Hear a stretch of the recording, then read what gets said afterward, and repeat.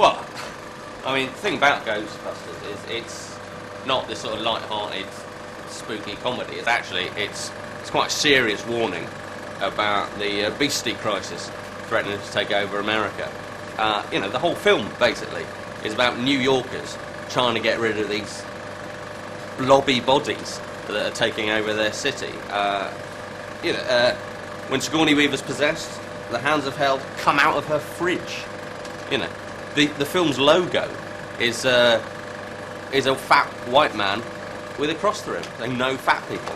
And if you look on the internet, right, for all the how many slimming aids or diets and regimes out there called Fatbusters, Ghostbusters. Is that a coincidence?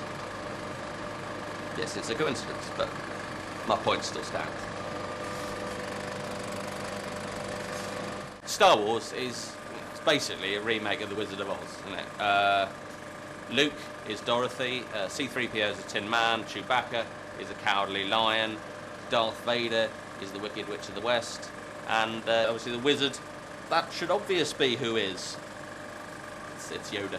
Yeah, Die Hard is about one man's fight against the fashion industry. What happens is all these terrorists come in wearing suits, Bruce Willis is wearing a vest, and he kills them all. I mean, the basic message is that suits are for losers, real men wear vests.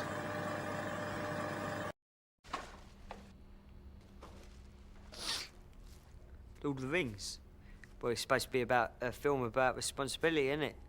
Yet, from the off, Gandalf gives his responsibility to a little kid, someone who's never left home in their lives, sends him off on a death march. While he goes and has to lie down for a couple of weeks, talks to a moth, turns up at villages, he's robbed somebody else's horse, not even his, scares everybody about an impending war, and then just runs off again. What's all that about? He's got a magical staff, which he'll only get out if everyone's watching him and he's slaying a Balrog or something, and he's got these massive orcs that never come out and right until the end of the 3rd chapter.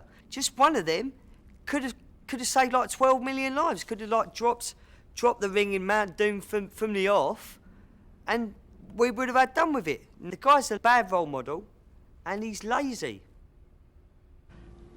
Mary Poppins is the exorcist, with songs. Supercalifragilisticexpialidocious, played backwards, is a message from Satan.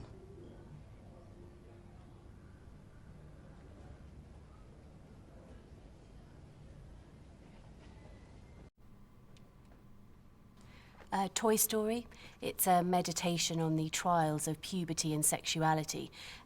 Andy has a Woody who comes to life whenever his mother goes out. However, all is not quite what it seems, because Woody is in fact limp and ineffectual, particularly around Bo Peep, showing his sexual inadequacies.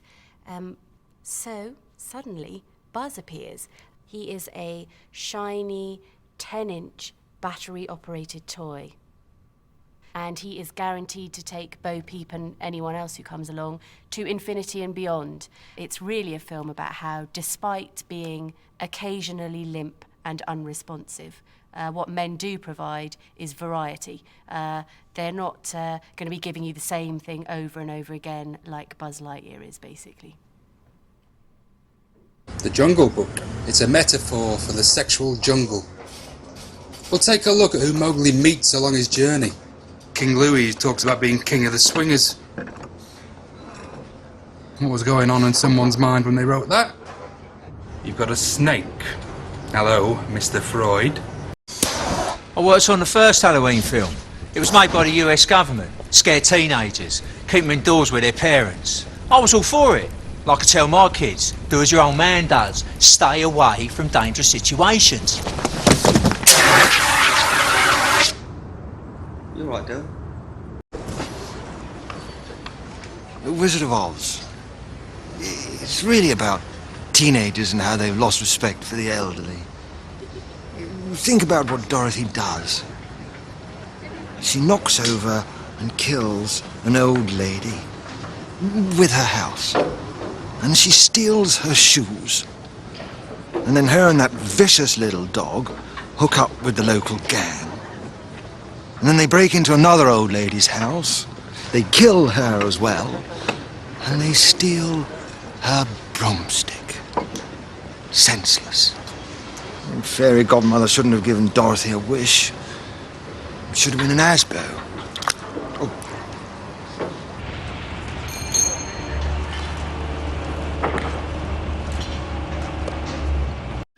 What's that film about that alien out on a stag do with his mates? CT, innit? Yeah, they all leave him in the middle of nowhere, naked, and leg it. So he goes out and gets hammered. And he starts dressing up as a woman. That's right. Starts stealing things. Well, you know, flower pots. Then he starts riding around in the front basket of some shopper chopper. Keeps giving everyone the finger. Nearly gets arrested. Then just as his hangover's kicking in, he phones home. Gets all his mates to come and pick him up. This boy, isn't it? You know what they're like.